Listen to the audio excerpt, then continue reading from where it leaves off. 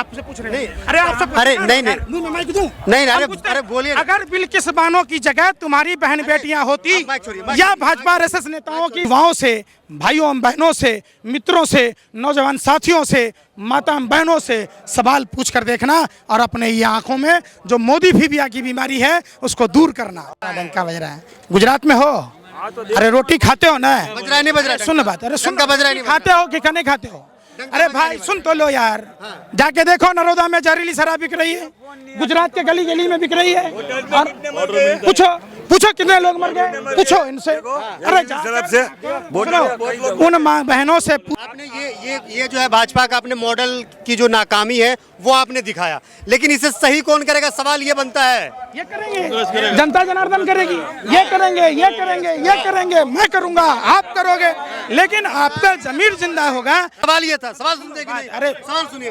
पहले उंगली नीचे करो और जिसकी दलाली करते हो उसके लिए जाके करना, उसके कोठे पर नाचना, सवाल पूछना। ये देखिए, ये है गंगा जमुना तहजीब, ये है हिंदुस्तान हमारा प्यारा सा, ये है हमारा प्यारा हिंदुस्तान। देखो, ये देखो, माथे पे टीका है, सर पे टोपी है, यही तो हिंदुस्तान की खूबसूरती है। तुम इसको क्यों बिगाड़ना चाहते हो? पंकज जी, क्या लग रहा है गुजरात में आपने देखा क्या माहौल है? क्या लग रहा है लोग इस बार हिंदू मुसलमान के नाम पे वोट करेंगे, किसी और नाम पे करेंगे? फिर हिंदू मुसलमान पर आ गए। आपने लट्ठा कांड नाम सुना है? बाटोल जिला के राजेद गांव में जहरीली शराब किसके संरक्षण से मिल रही है? और वहां जितने भी मृतक थे उन मृतक के परिवारों से मिलिए, वो तो हिंदू हैं। जाकर पूछिए, नया गांव में जाइएगा जब, तो हिंदू परिवारों के घर में उज्ज्वला योजना के तहत गैस का बाटला नहीं है। बाटला मतलब समझते हो? सिलेंडर। हाँ जी। तो ये आप हिंदू मुसलमान, आप लोग बीजेपी कार्यालय से आए हो क्या? क्यों इस मामले को तुल देते हैं? ये हम सब भाई भाई। सवाल ये था कि जनता का क्या मूड है, मेरा सवाल ये था। सवाल सुनते कि नहीं? अरे सवाल सुनिए। पहले उंगली नीचे करो और जिसकी दलाली करते हो उसके लिए जाके करना, उसके कोठे पर नाचना, सवाल पूछना। ये देखिए, ये है गंगा जमुना तहजीब, ये है हिंदुस्तान हमारा प्यारा सा, ये है हमारा प्यारा हिंदुस्तान। देखो, ये देखो, माथे पे टीका है, सर पे टोपी है, यही तो हिंदुस्तान की खूबसूरती है। तुम इसको क्यों बिगाड़ना चाहते हो? तुम पूछो कि क्या समझ। फिर अब बताओ ना, आप जाओगे ना तो आप सुनो, गांव गांव में जाओ, सुनो। हाँ, वही मैं कह रहा हूँ, जब आप गांव गांव जाओगे तो मुसलमान की आबादी कितना है? 14%। हिंदू की आबादी कितना है? 80%। महंगाई का गैस का जो बाटला है मार पड़ा है, तो जो 400 रुपए की सिलेंडर है, क्या हिंदू परिवारों को 400 में ही मिल रहा है? आप हमको बताओ। जो जहरीली शराब है तो उससे क्या मुसलमान परिवार ही पी रहे हैं? हिंदू परिवार प्रभावित नहीं हो रहे हैं? आप हमको बताओ कि आटा महंगा हो गए, आप जीएसटी लगा दिए आटा पर, दूध पर, छाछ पर, तो क्या हिंदू परिवारों के ऊपर नहीं लगा है? तो आप जो हिंदू जो ड्रग्स बिक रहा है गुजरात में, जहां आप लोग भी हजार रुपया मंथली लेके वो खबर को नहीं दिखाते हो, आपके पत्रकार साथी, तो क्या वो हिंदू परिवार प्रभावित नहीं हो रहे हैं? क्या हिंदुओं का युवा परेशान नहीं हो रहा है? क्या जहरीली शराब पीने से बाटौद में ये नर्मदा क्या है, नरोदा, बटवा विधानसभा, इस सब में जाओ ना, नया गांव में जाके देखो तो लकड़ियों के इतने इतने गट्ठर मिलेंगे। वहाँ एक चीज बताओ, आपने परेशानी बता दी, बहुत ज्यादा परेशानी बता दी, लेकिन 27 सालों से यहाँ पे भाजपा की सरकार है, अब तक कांग्रेस पार्टी हटा नहीं पाई, इसकी क्या वजह है? किसने कहा आपको?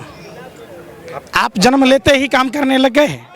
समझो, भारतीय जनता पार्टी यही तो सोचने की बात है कि 27 साल का बेटा कमाऊ पूत हो जाता है, वो आदमी 27 साल में शासन में रहते हुए उज्ज्वला योजना के नाम पर फेल है।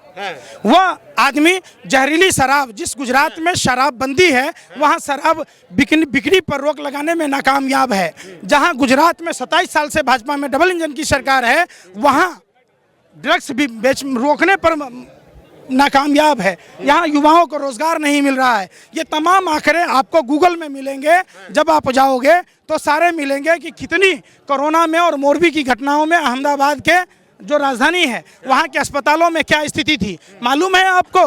कोरोना में 1 मार्च 2021 से 10 मई के बीच में 23,000 लोगों को मृत्यु प्रमाण पत्र जारी किए गए थे, और जो पिछले साल से 65,085 ज़्यादा हैं। सरकार उस मृत्यु जो हुआ उसमें से छुपाने का काम किया और 10,000 को ही बताया कोरोना में प्रभावित। जिसके लिए सुप्रीम कोर्ट ने उस समय की सरकार को फटकार लगाई थी। आपको पता है कि जब देश में ऑक्सीजन था, जब 31 दिसंबर को WHO ने चेताया था, उसके बावजूद सर्जिकल सामग्रियां और ऑक्सीजन। अरे सुन तो लो यार, रोटी खाते हो कि लैट्रिन खाते हो? रोटी अगर खाते हैं तो गूगल चलाते हो, फोन चलाते हो ना, एंड्रॉइड फोन है ना तुम्हारे पास? सरकारी आंकड़ा। मैं क्या कह रहा हूँ, अरे भैया कहते कोरोना में तो मौत ही ना हुई है। सुप्रीम कोर्ट काहे के लिए फटकार लगाया? जाके उससे पूछो। आंकड़ा छुपाने के लिए ही 1,23,000 लोगों के मृत्यु प्रमाण पत्र गुजरात की सरकार ने जारी किए थे और उन्होंने सिर्फ 10,000 लोगों को बताया, चूंकि उन्हें 50,000 का आर्थिक सहायता देना था। समझो। दूसरी बात बताता हूँ, वेंटिलेटर घोटाला। जब हमारे यहाँ के जो ऑक्सीजन थे वो बाहर के देशों को बेच दिया गया और विजय रूपानी का जो दोस्त है, पारिवारिक मित्र है, अंबू बैग, उससे वेंटिलेटर खरीदा जा रहा था जो हर 30 घंटे में खराब हो रहा था। संसद में विजय रूपानी गुजरात में और संसद में भाजपा सरकार ने कोरोना से मृत्यु की बात नकार दिया। आप उस चीज को नकार दोगे क्या कि गुजरात में विधानसभा में 2021 में जवाब में कहा था कि गुजरात में औसतन 5 रेप की घटना होती है, राज्य में 3,796 रेप की घटना हुई और 61 गैंग रेप की घटना दर्ज हुई। जहां तक कि अहमदाबाद जो राजधानी है वहां 729 रेप की घटना हुई, 16 गैंग रेप हुए। सूरत में 508 रेप की हुई और 5 गैंग रेप हुए। बड़ौदा में 183 रेप की घटना हुई, 4 गैंग रेप। NCRB का डाटा जो कहता है SC ST महिलाओं में बलात्कार के मामले में 19 शहरों में अहमदाबाद अव्वल है। बेंगलोर और लखनऊ भी अहमदाबाद से पीछे नहीं है, जहां डबल इंजन की सरकार है, भाजपा की सरकार है। यह भाजपा मॉडल है। समझो, पिछले साल 13% बढ़ोतरी हुई थी और 60% से ज़्यादा मामला 18 वर्ष से कम आयु के बच्चियों के साथ हुई है। नारा इनका जो है बेटी बचाओ का था और बेटी पढ़ाओ का, ये सिर्फ जुमला बनकर रह गया। गुजरात में 11,30,000 छात्रों ने प्राइवेट स्कूल को छोड़कर सरकारी स्कूल में एडमिशन कराया था। ये आप समझिए कि ये आंकड़ा 2018 से 2022 के हैं। गुजरात में 700 कर्मचारी सरकारी स्कूलों में सिर्फ 1 अध्यापक हैं। ये बात विधानसभा में सरकार ने मार्च 2022 में कही थी। तो अब आप बताइए, ये सारे जो अरे भैया के जो आंकड़े हैं, अरे फोन है, गूगल में डालो कि गुजरात में 2 साल में तो बहुत कुछ आता है। अरे सुन तो लो यार, गुजरात में 2 साल में 6,000 स्कूल बंद हुए, तो गुजरात के बच्चे कहाँ पढ़ेंगे? गुजरात का आज का इतिहास नहीं है। भगवान श्री कृष्ण खुद मथुरा से चलकर द्वारिका आए थे। कई विदेशी आए, काहे आए? कि गुजरात सम्राट था, गुजरात विकसित था। यह गुजरात वही गुजरात है जो राष्ट्रपिता महात्मा गांधी और सरदार पटेल की जन्मभूमि कर्मभूमि है, जिसने भारत का निर्माण किया। आधुनिक भारत के निर्माणकर्ता शिल्पीकार सरदार पटेल और राष्ट्रपिता महात्मा गांधी थे, जिसने विदेशी हुकूमतों से देश को आज़ाद कराया था।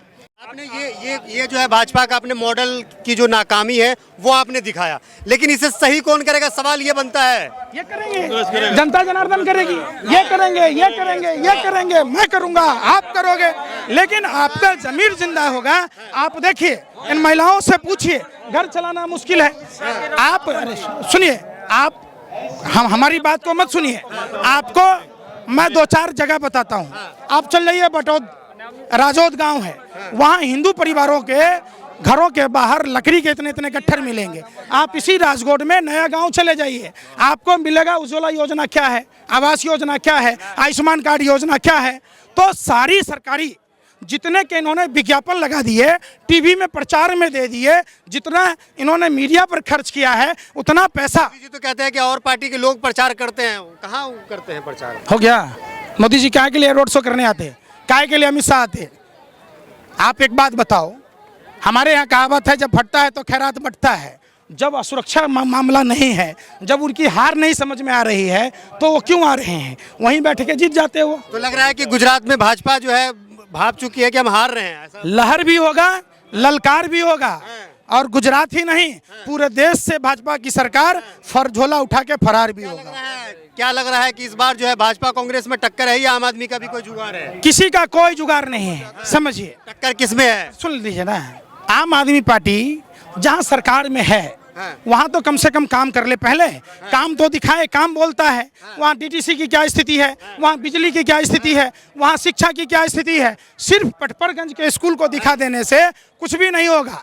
आप आइए, समझिए, ये गुजरात में वोट काटने आए हैं, वोट कटवा हैं सारे केजरीवाल। आप केजरीवाल ओवैसी दोनों।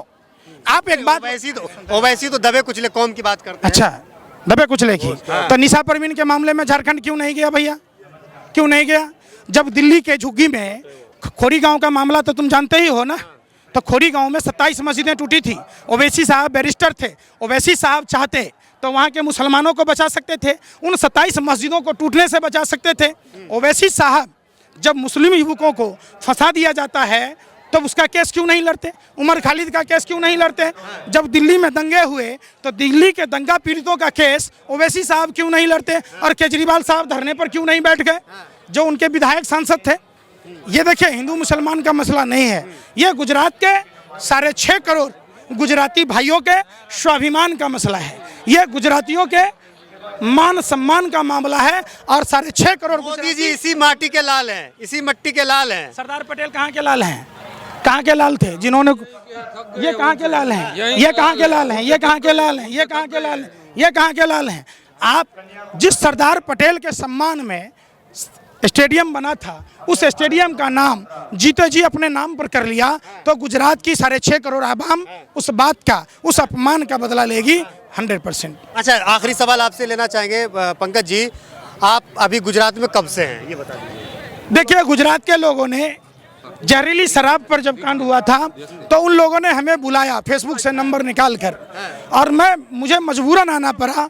तो जब मैं आके हकीकत देखा तो मुझे गुजरात मॉडल, जिस मॉडल को कहा जाता है भाजपा के मॉडल को, चूंकि भाजपा जो ये दुनिया में डंका बज रहा है, डंका बज रहा है। गुजरात में हो, अरे रोटी खाते हो ना? बज रहा है, नहीं बज रहा है? सुन बात, अरे सुन, डंका बज रहा है, नहीं खाते हो कि नहीं खाते हो?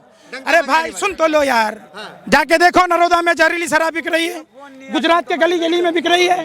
और पूछो कितने लोग मर गए, पूछो इनसे।